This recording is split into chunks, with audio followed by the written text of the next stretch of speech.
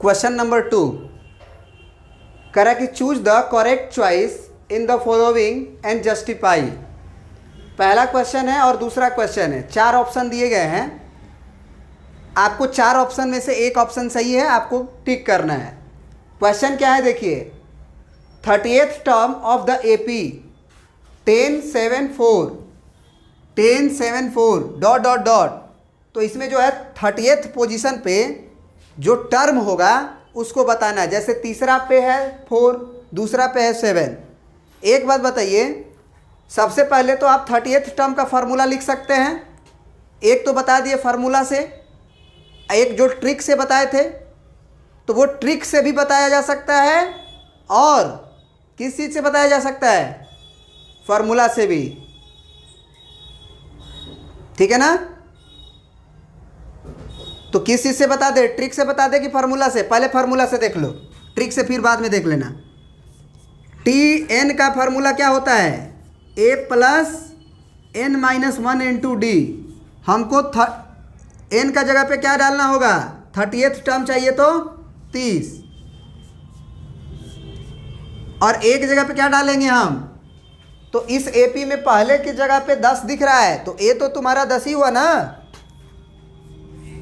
Plus N हमको मालूम है क्या, हाँ मालूम है।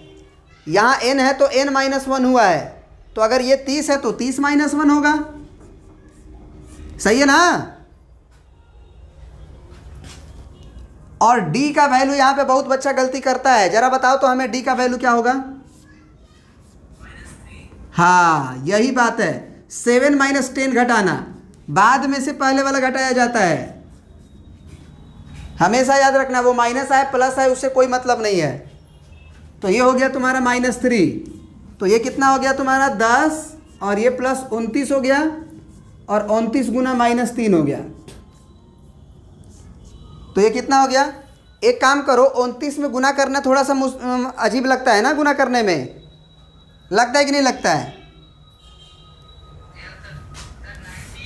तो तुम क्या कर लो कि 30 में -3 का गुना कर लो, तो 3 तिया 9, माइनस का 90 आएगा ना,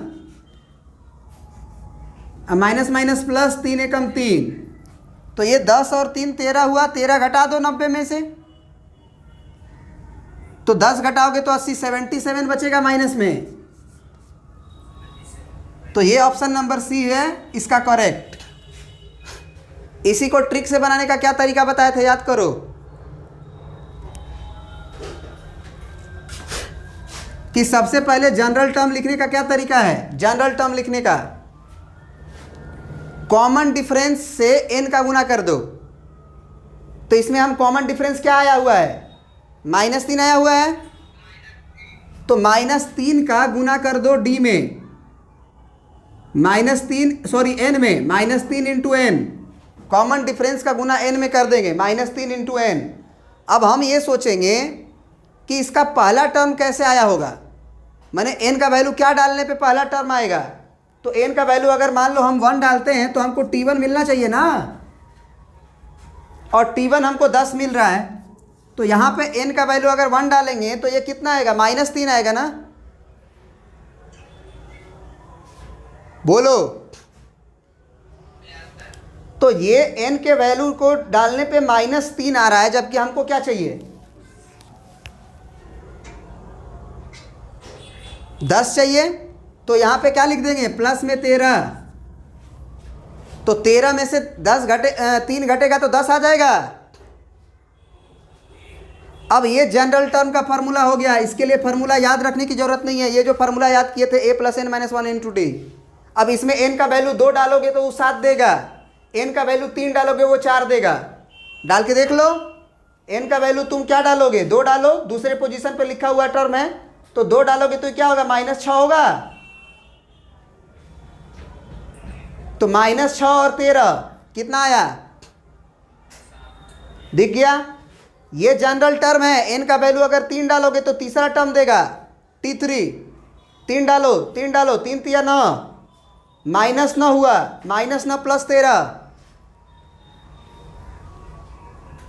अरे 4 आया ना, दिया तीसरा टर्म। ये जनरल टर्म का फॉर्मूला हो गया। कितना टर्म चाहिए तुम्हें, कौआ टर्म चाहिए, तीसरा टर्म चाहिए ना। n का वैल्यू क्या डाल लोगे, 30।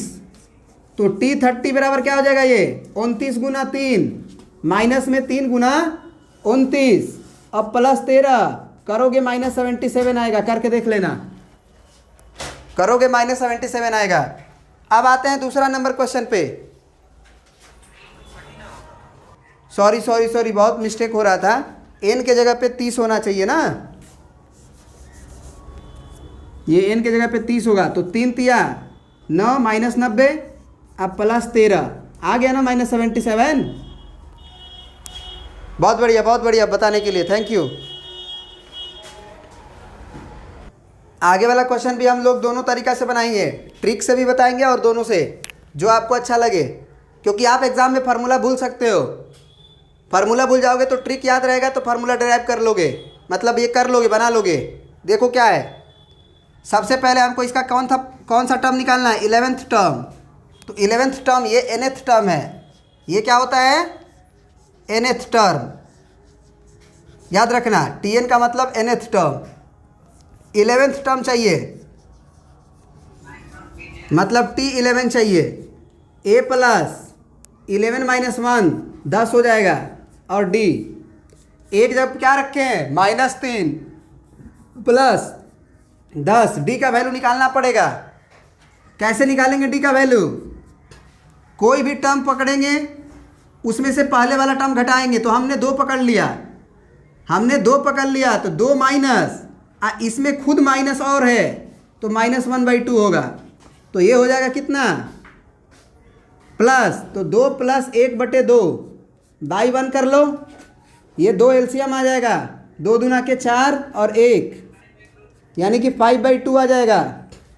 यहाँ पे आप प्लग इन कर दो 5/2, ये 2 से 5 कट जाएगा, 5 बार में 2 5 10, ये 50 25, -3 और +25 कितना आ गया, -22। -22 आएगा ना जी, कि गलती बोल रहे हैं हम, आंसर तो मैच ही नहीं कर रहा, गड़बड़ा आ जाएगा।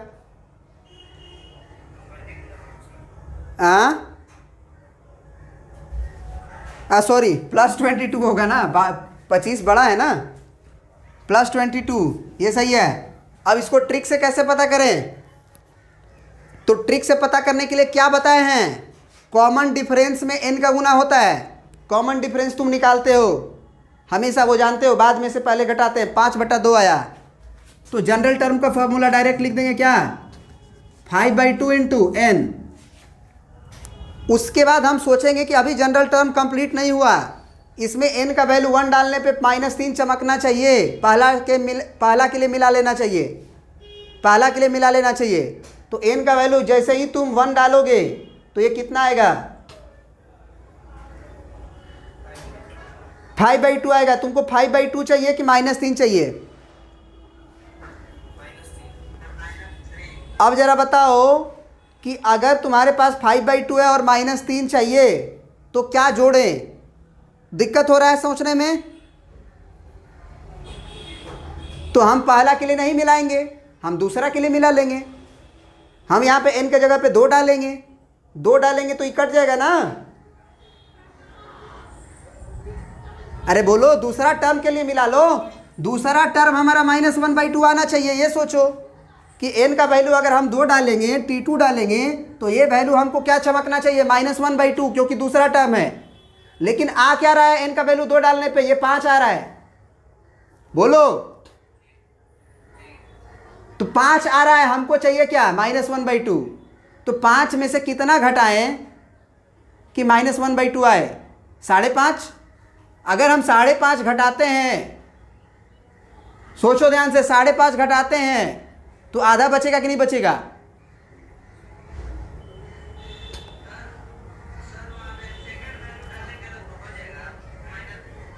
अरे बेटा हम जो समझा रहे हैं वो समझो ना, तुम काहे लिए अपना दिमाग लगा रहे हो। हम तुमको बोल रहे हैं कि 2 डालोगे तो तुमको दूसरा टर्म मिलना चाहिए कि नहीं मिलना चाहिए। ये tn का फार्मूला लिख रहे हो ना, तो ये जनरल टर्म हो गया, n का वैल्यू जो डालोगे वहां का वैल्यू मिल जाना चाहिए।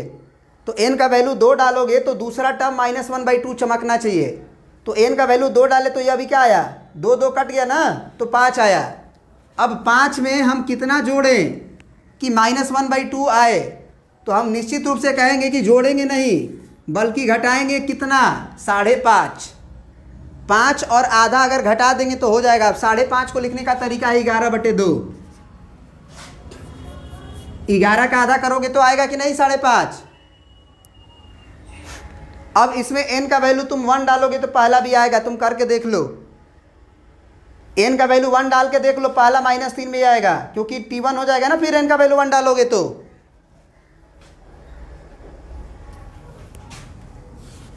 अरे बोलो, आएगा, वो करके देख लो, आएगा निश्चित रूप से। अब ये tn का फार्मूला हम खुद बनाए हैं, फार्मूला से नहीं लिखे हैं। अब ये फार्मूला बन गया तो इसमें हम 11 डाल देंगे। 11 डालेंगे तो t11 हमारा क्या मिल जाएगा, 5/2 इंटू 11 माइनस 11/2। तो यहाँ बताओ 11 5 55/2, 55/2 और माइनस 11/2। अब 55/2 और 11/2 में एलसीएम 2 हो गया। 55 और -11 सिंपल ही घटेगा क्योंकि एलसीएम सेम है दोनों का। अब 5 में से गया 4 4 44/2, 22 आएगा। समझ में आया कि नहीं आया? तो ऐसे भी सीख सकते हो। चलो आगे बढ़ते हैं। फिर सीरियल वाइज वीडियोस अगर पाना है तो आप डिस्क्रिप्शन में चले जाओ, उसमें लिंक दिया रहता है, या फिर चैनल के प्लेलिस्ट में चले जाओ। क्लास 9 से लेकर 12 तक का एनसीईआरटी और आर एस अग्रवाल का सीरियल वाइज वीडियोस दिया गया है, आप देख सकते हो।